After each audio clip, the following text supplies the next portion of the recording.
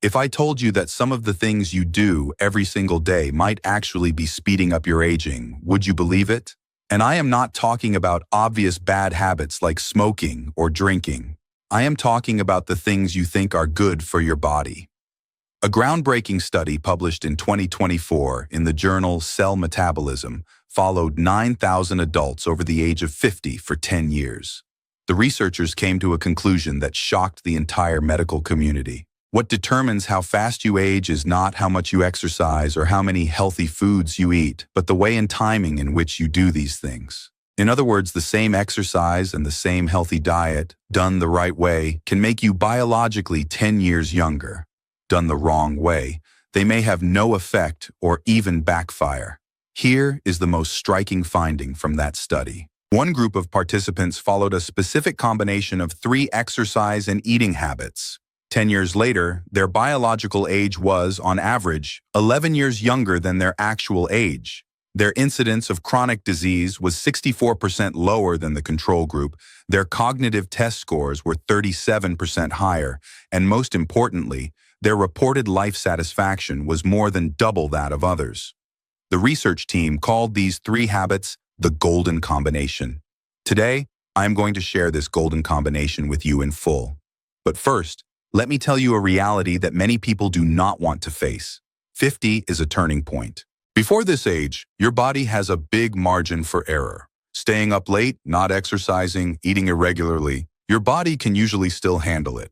But after 50, everything changes. Your metabolic rate drops by 5 to 10% every decade. Muscle loss speeds up to 1 to 2% per year. Bone density starts to fall noticeably, and hormone levels shift dramatically. This is not fear-mongering. This is physiology.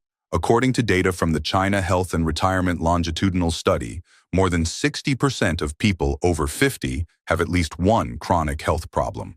By age 60, that percentage rises to over 80%. But the same data set also shows that people who maintain certain lifestyle habits can be much healthier than their peers. Where does the difference come from? It lies in the 3 habits we are going to talk about today. I have saved the most transformative one for last, because once you understand the science behind it, you may want to start doing it immediately. This may be the difference between traveling the world with full energy at 65 and sitting at home waiting for your next prescription. Before we start, tell us your age and your biggest current health concern in the comments. We read every single comment. All right, let us start from number 3. Number 3, 15 minutes of light activity after meals. This habit sounds so simple that you might wonder if it really does anything. Let me answer that with data. A 2023 meta-analysis published in Diabetes Care combined 28 studies covering more than 12,000 participants. It found that just 15 minutes of light activity after each meal reduced post-meal blood sugar peaks by 31% and lowered average daily blood sugar levels by 17%. What does that mean? Blood sugar swings are one of the most silent health killers after 50. Every time you finish a meal and sit still, your blood sugar shoots up and your pancreas has to work overtime to pump out insulin to bring it down. Over time, the pancreas gets exhausted, cells become resistant to insulin, and that is how diabetes starts. And the damage from blood sugar swings goes far beyond diabetes. Research from Stanford University has shown that frequent blood sugar fluctuations accelerate brain aging, damage the blood vessel lining, and promote chronic inflammation. These are the root causes of heart disease, stroke, and cognitive decline. 15 minutes of light activity after meals can cut this vicious cycle off at the source. Here is the principle. After you eat, glucose starts entering your bloodstream. If your muscles are active at that moment, they absorb that glucose like a sponge for energy without needing insulin. This is called insulin-independent glucose uptake. This mechanism becomes especially important after 50, when our insulin sensitivity is already declining. So what should you actually do? After each meal, do not sit or lie down right away. Stand up and do 15 minutes of light activity. The key word here is light. You are not supposed to go running or do intense exercise right after eating. Vigorous exercise after a meal can actually upset digestion and cause stomach discomfort. The ideal activity is a slow walk, about 3 to 4 kilometers per hour, like a relaxed stroll. Walking around the house, tidying up also counts. Even standing and washing dishes is far better than sitting on the couch watching TV. Researchers at the University of Otago in New Zealand did an interesting comparison. They asked participants to try 3 different post-meal routines: walking for 15 minutes immediately after eating, walking for 15 minutes, 45 minutes after eating, and not walking at all. The results showed that walking immediately after meals worked best, reducing blood sugar peaks by 22%. Walking 45 minutes later was much less effective, lowering blood sugar by only 9%. Timing is crucial. Starting activity 15 to 30 minutes after a meal produces the best results. If you wait more than an hour, the blood sugar peak is already over and the effect is much weaker. There is another bonus. Post-meal activity significantly improves digestion. Japanese studies have found that walking after meals speeds up gastric emptying, reduces acid reflux, and relieves bloating. Many people feel uncomfortably full after eating, and often simply getting up and walking a bit solves the problem. I recommend turning post-meal walking into a daily habit starting today. You do not need to carve out special exercise time. Just use what you are already doing. Walk to buy something after dinner, take the dog out, or simply walk around the house and do some chores. The key is not to sit still right after eating. One 57-year-old woman in a study said that after 3 months of post-meal walks, her fasting blood sugar dropped from 6.8 to 5.9, and the afternoon energy crash that had bothered her for years disappeared. That is the power of a simple habit. Now let us move on to number 2. This habit has to do with something many people get wrong. Number 2, protein first eating order. Before explaining this habit, let me ask you a question. When you eat a meal, what do you usually eat first? Most people say rice or noodles. First the staple, then the vegetables and meat. That habit may be harming your health. A 2024 study in the Journal of Nutrition found that the order in which you eat your food has a bigger impact on blood sugar than the foods themselves.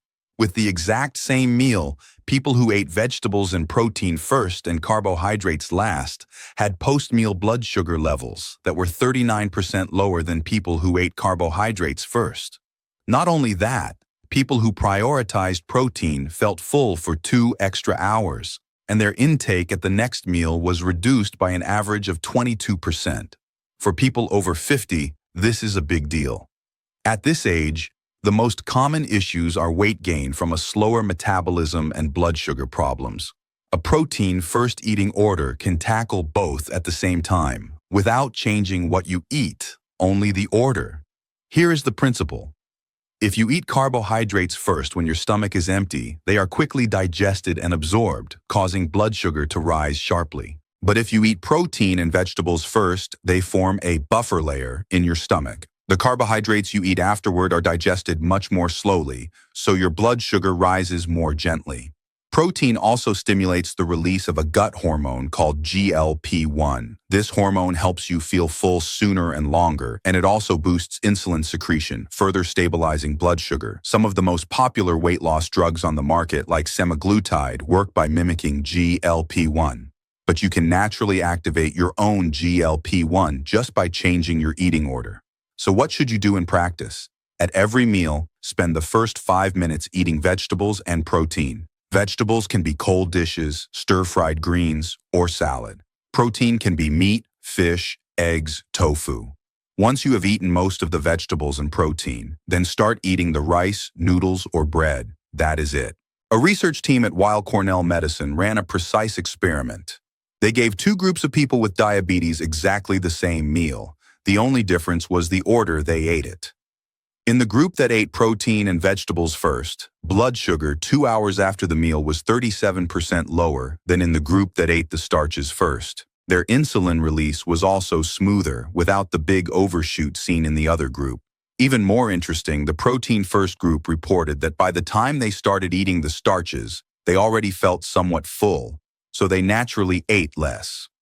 This produces another benefit, a natural reduction in carbohydrate intake.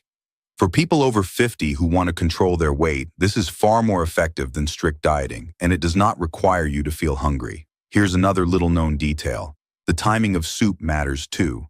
Many people are used to drinking soup at the end of a meal, but if your goal is to control blood sugar and portion size, research suggests you should drink soup before or during the meal instead. That way, the liquid fills part of your stomach early and helps you feel full sooner. If you have acid reflux, though, this may need to be adjusted, and drinking soup an hour after eating may be better.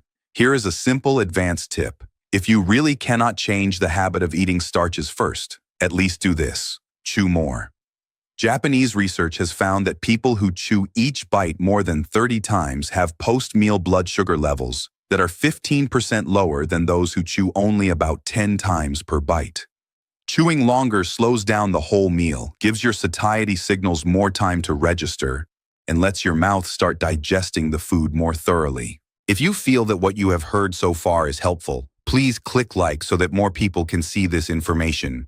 And do not forget to subscribe to our channel. We share new health knowledge every day that you will not want to miss. Now let us move on to number 1. There is a reason I left this habit for last. It is the most transformative of the 3. Once you start doing it, your body will begin to change noticeably within a few weeks. Number 1. Resistance training plus the protein golden window. Let me start with a harsh truth. After 50, if you only do aerobic exercise and no resistance training, you will still lose muscle. That is right. Even if you walk 10,000 steps a day, swim 3 times a week, or dance in the square every evening, you are still losing muscle. Aerobic exercise is great for your heart and lungs, but it does very little to maintain muscle mass.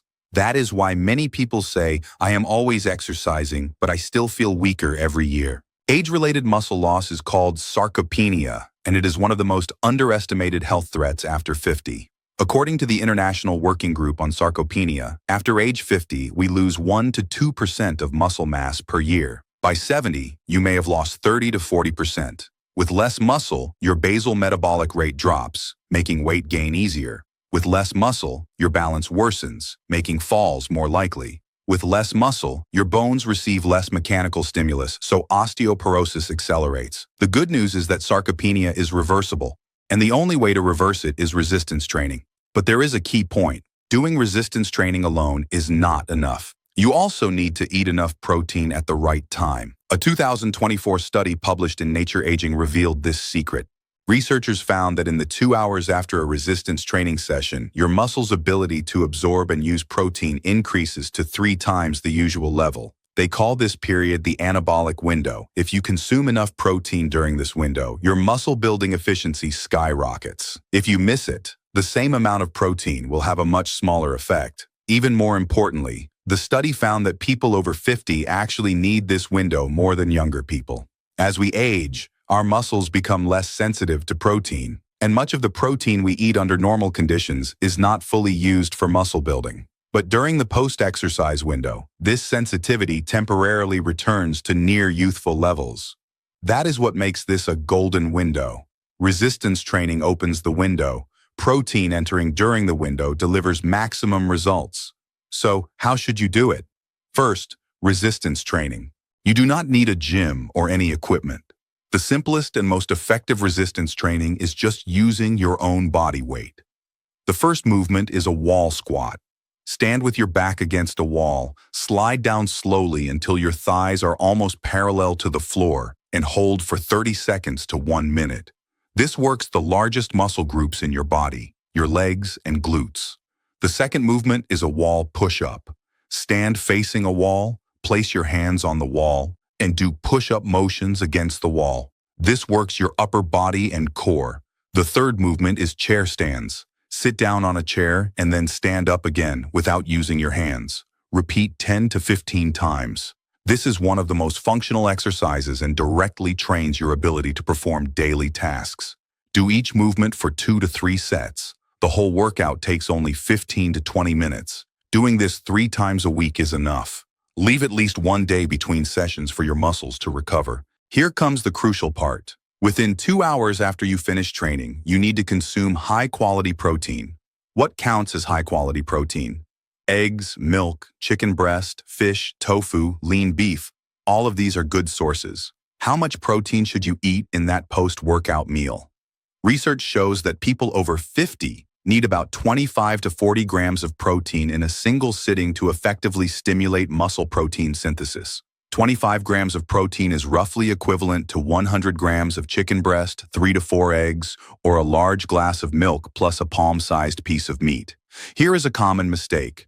Many people spread their protein evenly over 3 meals, eating only a little at each. In that case, the amount of protein at each meal is not enough to reach the threshold needed to trigger muscle building. The better approach is to concentrate a bigger portion of your daily protein in the meal after your workout.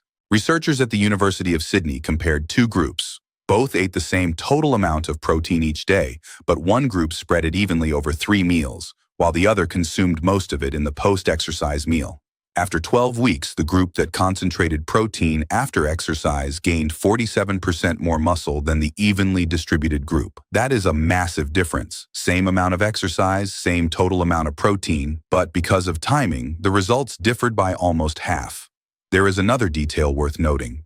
The type of protein matters too. Proteins rich in leucine are especially effective at stimulating muscle synthesis. Leucine is an essential amino acid found in high amounts in dairy products, eggs, and meat. If you are lactose intolerant or do not find it convenient to eat meat, whey protein powder is a good option. Mix a shake after training and it is quick, convenient, and easily absorbed. A 62-year-old man in one study shared his experience. He used to walk an hour every day for 5 years, but he still felt weaker and became short of breath climbing stairs. After he switched to 3 weekly resistance training sessions plus protein within the golden window, his grip strength increased by 35% in 3 months, and he could climb 5 flights of stairs without panting. He said this was the one piece of knowledge he most regretted not knowing earlier in his life. Now let me summarize the 3 habits we talked about today. Number 3, 15 minutes of light activity after meals. This uses your muscles' ability to absorb glucose to reduce blood sugar swings, protect your pancreas, and help prevent diabetes and cardiovascular disease. Number 2, protein first eating order. Eating protein and vegetables before starch activates your GLP-1 system, stabilizes blood sugar, and naturally reduces how much you eat. Number 1, resistance training plus the protein golden window. Using the 2-hour post-exercise anabolic window maximizes muscle growth efficiency and reverses sarcopenia. Together, these 3 habits cover the 3 core pillars of health after 50: stable blood sugar, weight control, and muscle maintenance. And they reinforce each other. More muscle means a higher basal metabolism and easier blood sugar control. Stable blood sugar means better energy and more motivation to exercise. A better eating order increases protein use efficiency, so your muscles grow faster. This creates a positive cycle. The best part is that none of these habits require much extra time or money. Post-meal walks can be built into your daily errands. Changing your eating order is just changing which food you pick up first. Resistance training takes only 3 sessions a week, each under half an hour. It is never too late to start. Research published in the British Journal of Sports Medicine shows that even people who start regular exercise only at age 70 still reduce their all-cause mortality by 35% and their cardiovascular risk by 42% compared to people who remain inactive. Your body has an amazing ability to adapt and recover. It is just waiting for you to send it the right signals. I suggest starting with whichever habit feels easiest for you. If post-meal walking seems simplest, begin tonight after dinner. Go out and walk for 15 minutes. If changing your eating order feels easier, then at your next meal, eat the meat and vegetables first, and only then reach for the rice or noodles. Once one habit is solid, add the next. In 3 months, you will be grateful that you made this decision today. Now it is your turn. Which of these 3 habits are you most eager to try first? And what is your biggest health concern right now? Blood sugar, weight, or loss of strength? Share your situation in the comments. We read every single message, and your story may help someone else. Thank you for watching, and see you in the next video. Same exercise, completely different outcomes. Today, I am going to tell you which 3 types of exercise you should stop immediately after 50, and which 3 you absolutely need to start doing. I have put the most crucial information at the end, because it will completely change the way you think about exercise.